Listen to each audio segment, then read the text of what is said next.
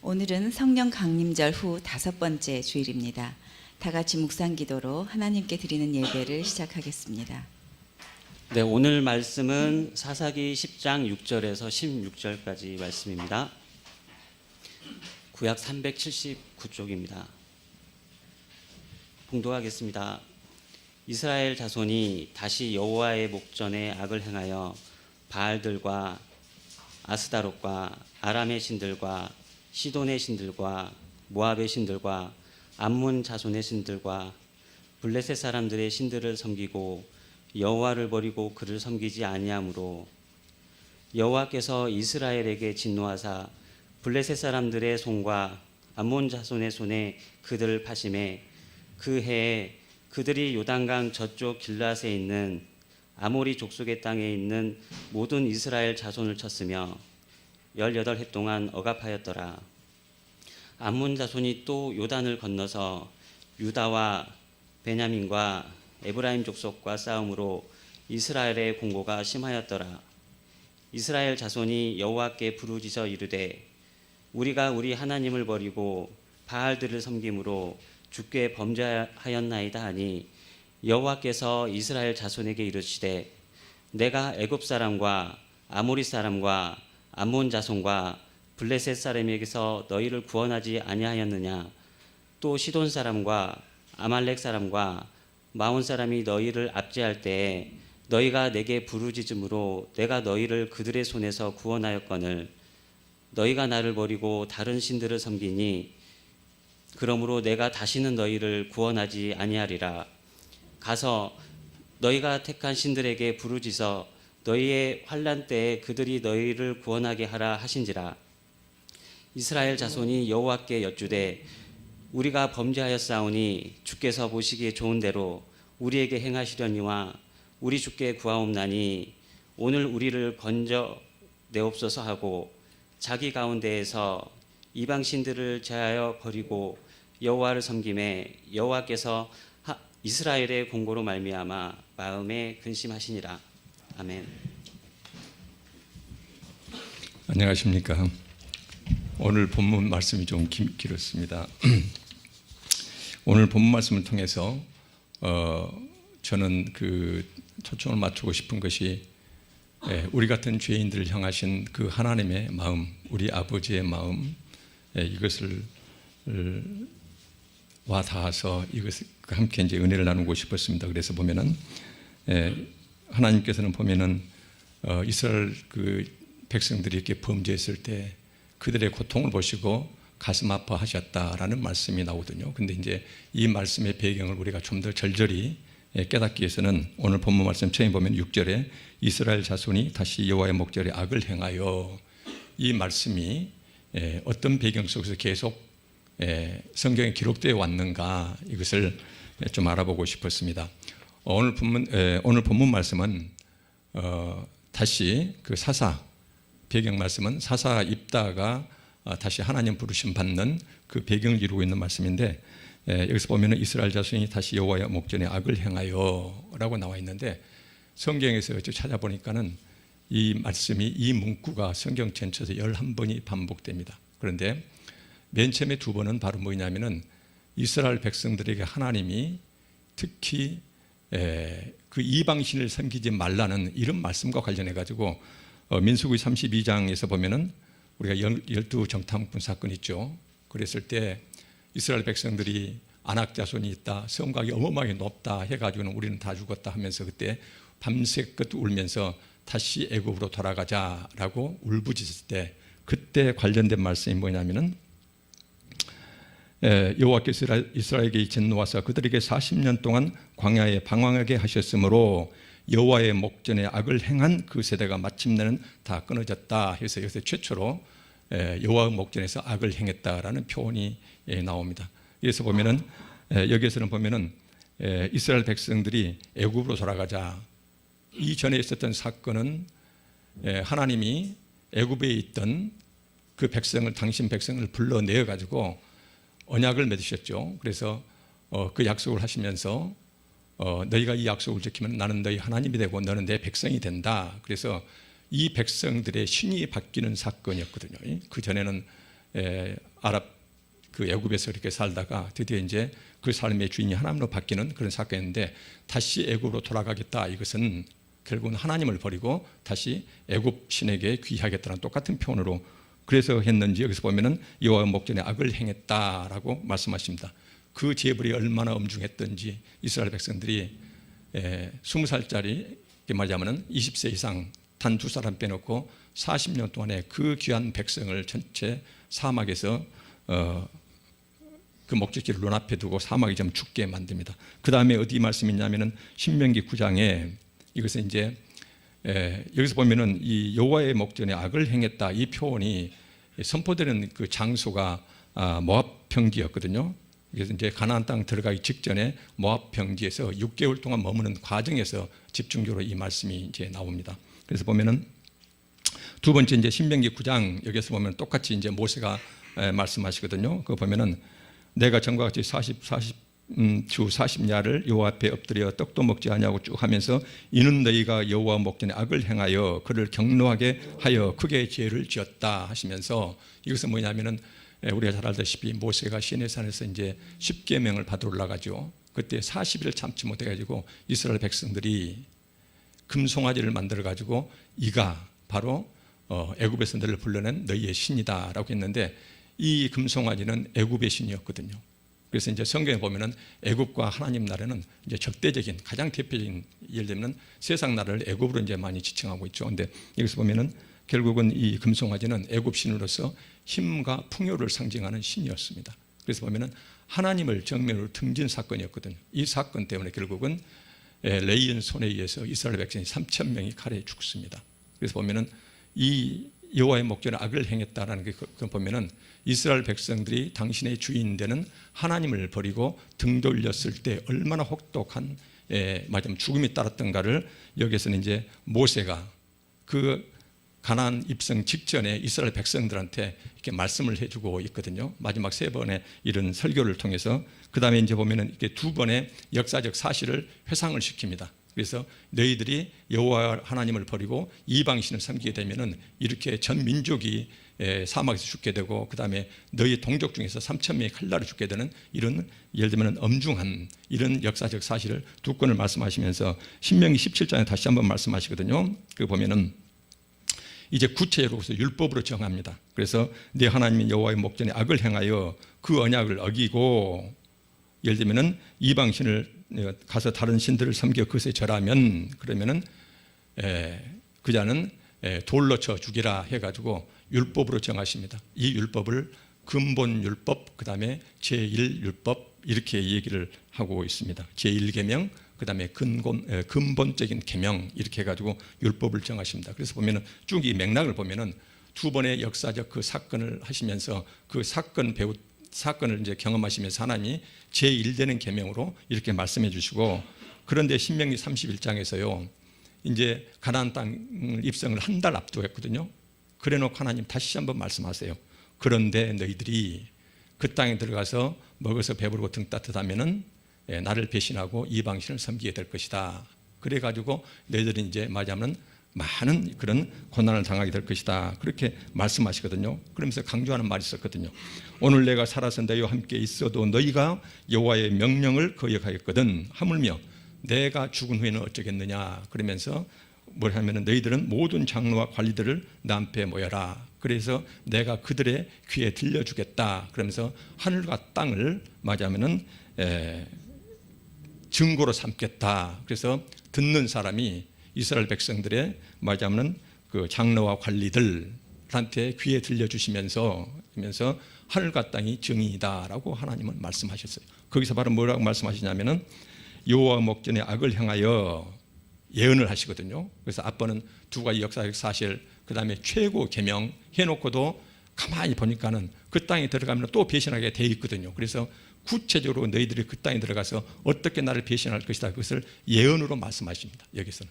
그래서 보면은 내가 알거니와 내가 죽은 후에 너희가 스스로 부패하여 내가 너에게 명령한 길을 떠나 여호와의 목전에서 악을 행하여 너희의 손으로 하는 그 하나님을 경록해 가지고 너희들이 큰 재앙을 당하게 될 것이다 라고 구체적으로 여기서는 예언을 하십니다. 여기서 예언은 하나님의 말씀 뭐 이제 이런 앞으로 일어날 이렇게 말씀하시거든요. 그래서 보면은 오늘 본문 말씀에 보면은 6절에 이스라엘 자손이 다시 여호와의 목전에 악을 행하여, 이 말씀이 성경에 전부 11번이 나오는데 4번 중에서 2번은 역사적 사실, 1번은 계명을 정하시면서 또 1번은 그런데 너희들은 이렇게 될 것이다 예언을 하시면서 이렇게 4번의 말씀하시거든요. 그리고는 나머지 이 이스라엘 자손이 다시 여호와의 목전에서 악을 행했다, 이 표현이 7번이 사사기에 집중됩니다. 여기서. 그런데 이제 어떻게 됩니까? 그래서 보면은 여기서 성경에서 왜 다시 여호와의 목전에 악을 행하여, 다시 계속 반복되었거든요. 그래서 여기서 보면은 이런, 그래서 이제 2번의 역사의 사실을 자기들이 알고 있고, 계명 제1 계명이었고, 그 다음에 구체적으로 근데 네가 그 짓을 할 것이다, 이런 예언을 들었음에도 불구하고 이스라엘 백성들이 섬긴 것이 바알들이었거든요. 여기서 바알들, 그러면은 이 바알들은 셈족에 있어서 최고 신이라고 그랬죠. 근데 이 바알들이 각 지방마다 그 바알 신이 따로 있었어요. 그러니까 복수를 쓰거든요. 이게 유일신이 아니었거든요. 각 지방마다 바알들이 따로 이렇게 있었어요. 이렇게 썼는데 바알들, 그래서 여호와를 버리고 바알들을 섬겼다 그랬거든요. 그래서 이제 시편 106편에 보면 이런 말씀이 있습니다. 그들은 여호와께서 멸하라고 말씀하신 그 이방 민족들을 멸하지 아니하고 죽이지 않고, 그 다음에 그 이방 나라들과 섞여서 그들의 행위를 배우며. 그래서 보면은 하나님을, 그 구약의 하나님에 대해서 잔인한 하나님 이렇게 표현하는 사람들이 있어요. 이제 있는데 여기서 보면은 하나님이 왜 그렇게 가나안 땅에 대해서 전부 다 진멸하라고 하셨는가 보면은 그들과 섞여서 그들의 행위를 배우는데 어디까지 배우냐면은요, 시편에 쭉 나온 보면은 그들의 자녀를 악귀들에게 희생 제물로 바쳤다. 세상에 자기 자식을 그 바알 신에게 바쳤습니다. 이렇게 악한 이 말하자면 종교 행위였거든요. 그래서 이 보면은 그들의 그 바알 신을 섬기는 이런 그 셈족의 그 말하자면 종교 행위 자체가 아주 극도로 성적으로 문란했고요. 그 다음에 심지어는 자기 자식을 바알 신에게 바쳐가지고, 그래서 그들이 얻고자 한 것이 뭐였냐면은 결국은 땅 아래 것의 풍요였습니다. 그래서 바알 신이 3가지 신을 이었거든요. 그때 당시에 보면은 뭐냐면은 폭풍과 비를 주관하는 곡식의 신, 그때 농업이 이제 주산업이었기 때문에, 그 다음에 바로 뭐냐면은 가축의 신 타산이었거든요. 그래서 폭우와 비를 주관하시는 그 신이 곡식을 풍요롭게 하고, 그 다음에 가축은 많은 새끼를 낳게 해가지고 타산, 그래서 풍요롭게 하고, 또 하나는 뭐냐면은 전쟁에서 나를 지키는 전쟁의 신, 3가지 이런 키워드를 가지고 그들은 바알 신들을 섬겼거든요. 그런데 여기서 보면은 쭉 보면은 여기서 보면 우리가 알고 있는 하나님과 정반대죠. 여기서 보면은 그래서 영원히 죄와 다투시는 그 하나님하고 그 바알하고는 함께 공존을 하실 수가 없었거든요. 그래서 고린도후서 6장 15절에 그런 말씀 있지 않습니까? 그리스도와 벨리알이 어찌 조화되며, 여기서 벨리알은 마귀를 이야기하거든요. 그리스도와 마귀가 어떻게 조화롭겠냐, 한 영혼 속에, 한 사회 속에서 한 신으로 어떻게 그 공존하겠냐 그 말이거든요. 그래서 이스라엘 백성들은 우리가 수차례 얘기했지만 한 번도 개정한 역사가 없습니다. 개종을 한 역사가 없습니다. 이렇게 여호와를 신앙을 완전히 딱 버리고 그 다음에 다른 신을 간 것이 아니고, 그것은 문화와 습속으로서 그 사회에 들어가서 그들과 어울리니까 그놈을 그대로 자기 따라서 같이 했거든요. 근데 하나님은 마귀와 함께 어울릴 수 없는 분이셨거든요. 그래서 이제 쭉 이런 과정들이 나옵니다. 결과는 어떻습니까? 자기들 섬겼던 그런 신들, 그 자손들이 자기한테 쳐들어와 가지고 쭉 본문에 보면은 18년 동안 온갖 말하자면은 그런 고통을 당하게 됩니다. 그때 10절에 보면은 드디어 이제 이스라엘 백성들이 여호와께 부르짖습니다. 이르되 우리가 우리 하나님을 버리고 바알들을 섬김으로 주께 범죄하였습니다. 이스라엘이 자신의 범죄를 입술로 고백합니다. 그러자 여호와 하나님께서 말씀하십니다.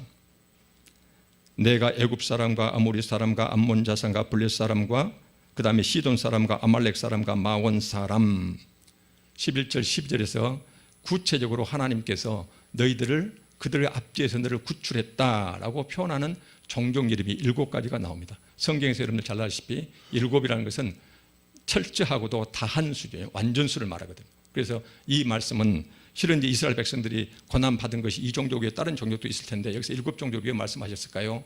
저는 그렇게 생각합니다. 하나님이 너희들을 그렇게 나를 배신하고 갔지만 나는 너희들을 완전히 그다음에 철저히 너를 구원해냈다. 이것을 강조하기 위해서 7 말하자면 종족을 말씀하신 것 같습니다. 여기서 7 종족은요 보면은 블레셋은 당연히 지중해 쪽 서쪽이었죠. 암몬은 이쪽 그 동쪽이었죠. 그다음 저 북쪽은 시돈이었죠. 남쪽은 아말렉이었죠. 그다음에 한 가운데는 그 가나안 땅 한 가운데는 보면은 마온 사람하고 그다음에 아모리 사람들이었거든요. 이 말은 뭔 말이냐면은 이스라엘 백성들을 괴롭혔던 하나님 명령에 순종하지 아니해서 스스로 벌려들인 화가 어디서 생겼냐면 가나안 땅 하나님이 정해준 그 지경에 동서남북 그다음에 자기들의 핵심 한 중앙에서부터 끝없이 자기들이 고통을 받는데 하나님은 처음부터 마지막까지 끝까지 너를 말하자면 지켜주었다. 그런데도 13절에 나옵니다. 너희가 나를 버리고 다른 신들을 섬기니 그러므로 내가 너희를 다시는 구원하지 아니하겠다라고 최후 심판이 떨어집니다. 우리가 지금 이 성경을 볼 때는요, 이제 이 다음에 또 마음 약한 하나님 나타나는데 그때 당시 이 말씀을 받았던 이 말하자면 이스라엘 백성들은 어땠을까요? 하나님의 최후의 심판이었거든요. 그래서 보면은 그렇게 삼중에 예를 들면은 역사적 사실로 제1 계명으로 그 다음에 예언으로 그렇게도 너희들한테 그렇게 하지 말라고 그러는데 끝없이 하나님을 버리고 예를 들면은 하나님과 함께 이방신을 혼합 종교 속에서 땅의 것을 그렇게 탐했던 이런 역사를 말씀하시면서 다시는 너를 구원하지 않겠다라고 말씀하십니다. 그러면서 하시는 말씀이 뭘까요? 네가 스스로 선택했으니 너는 가서 죽으라는 표현입니다. 여기서 이제 받았을 때는 이 민족들이 받았을 때는 왜 그랬을까요? 다시 한번 말씀드리면은 하나님께서 삼중으로 경고하셨거든요. 그게 전부 다 죽음이었거든요. 역사적 사실도 온 민족이 3,000명이 죽었던 사건이고 두 번째도 그 계명에서 만약 이 계명을 어기면 반드시 돌로 쳐 죽이라 했었고요. 세 번째도 예언으로 말씀하셨거든요. 이 3장에 그래서 네가 스스로 자취한 것이기 때문에 너는 가서 죽으라 이렇게 하나님이 말씀하신 것이었어요. 그러면서 하시는 말씀이 있습니다. 14절에 보면은 가서 너희가 택한 신들에게 부르짖어 너희 환난 때에 그들이 너희를 구원하게 하라 하신지라. 여기서 보면은요. 아주 이 성경에서 얄궂게도요. 그때 당시에 이런 신들이런 그때 셈족에 있어서 신이라는 것은 뭐냐면은 자기 부족을 지키는 신이 전부 다 자기 부족은 자기 신이 있었거든. 그러니까 전쟁한다는 건 뭐냐면은 저쪽 부족의 신하고 우리 신하고 서로 전쟁해가지고 우리가 이겼다 그러면 우리 신이 이긴 것이었거든요. 그래서 그 신이라는 것은 철저히 내가 숭상하면은 숭배하면은 그 신은 나를 지켜주는 자였거든. 근데 보면은 앞에서 보면은 이스라엘 백성들이 아말렉 신도 말하자면은 암몬 자손과 아말렉 그 종족의 신들을 섬겼거든요. 근데 세상에 그 아말렉과 암몬의 그 종족들이 와가지고 자기를 말하자면 죽이고 그렇게 이제 전쟁에서 모든 곡식 자기들이 그렇게 마음으로 원했던 곡식, 가축 전부 다 시도 없이 전부 다 걷어가 버리고요. 그 다음에 자기를 보호해줄 때 그 신이 결국은 그 신이 그 종족을 통해서 배신해 와가지고 그것은 죽고 그 다음에 얼마나 처절하게 산속에서 톡을 팔고 살게 되느니 그렇게 철저한 배신을 당했거든요. 그러면서 이 14절 말씀이 뭐냐면은 너희를 구원하게 하라. 그래서 하나님은 앞에 이 13절하고 12절하고 13절하고 쭉 보면은요. 너를 철저히 구원했던 자가 누구냐를 회상시킵니다. 그리고 내가 그렇고 믿고 따랐던 그 신이 과연 너를 구원했는가를 네 역사를 돌아보라 이렇게 하나님은 말씀하고 계시거든요. 그래서 참 신이 누구인지 이렇게 말씀하고 계세요. 그때 15절에 보면은 이스라엘 자손이 여호와께 여쭙니다. 우리가 범죄하였사오니 쉬운 성경에서는요. 우리가 죽을 죄를 지었습니다. 주께서 보시기에 좋은 대로 우리에게 행하시려니와 하나님 뜻대로 좋을 대로 하십시오. 그러면서 15절 말씀에 오직 주께 구하옵나니 오늘 우리를 건져내옵소서. 다만 이번만은 우리를 살려주옵소서. 이것을 공동 번역에서는요. 다만 이번만은 우리를 살려주셔야 하겠습니다 라고 번역이 되어 있어요. 여기서 보면. 그래서 우리가 하나님 눈을 볼 때 이 기도가 얼마나 낯짝 두꺼운 기도인지요.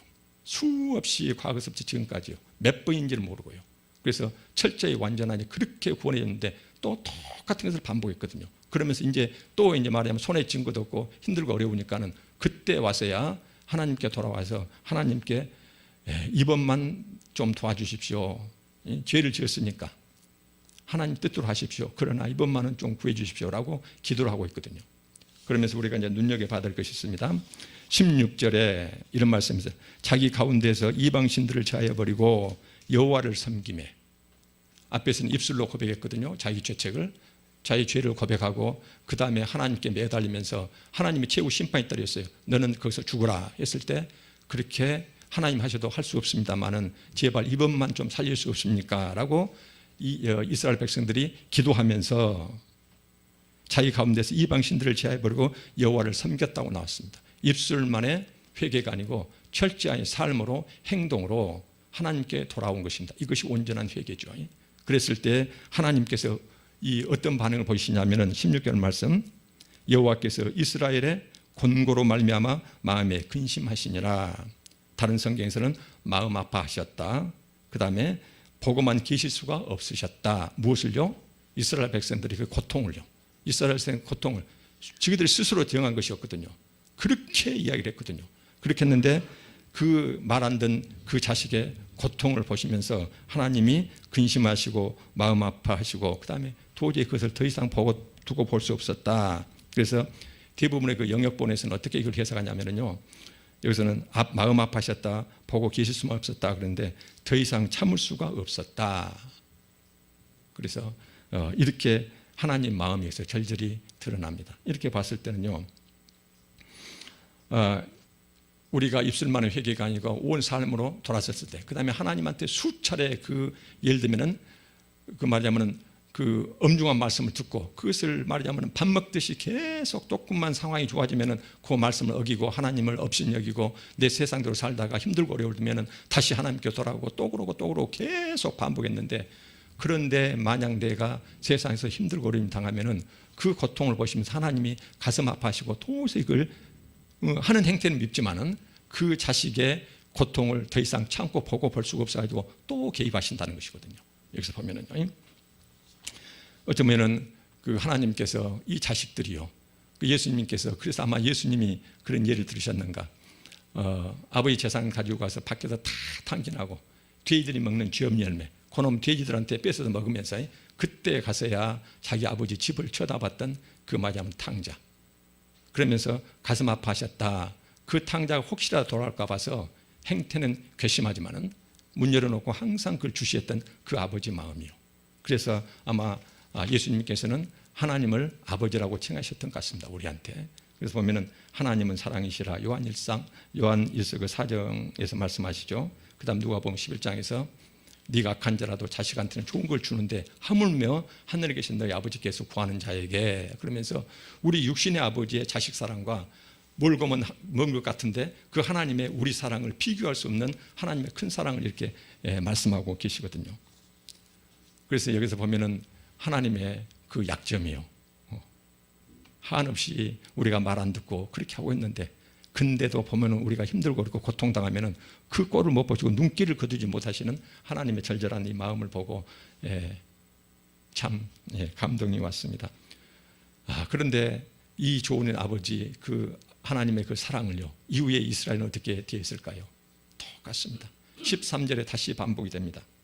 곧이어 13장에서 또다시 반복되는 것이 이스라엘 자손이 다시 여호와의 목전에서 악을 행하였으므로 또 반복이 되거든요.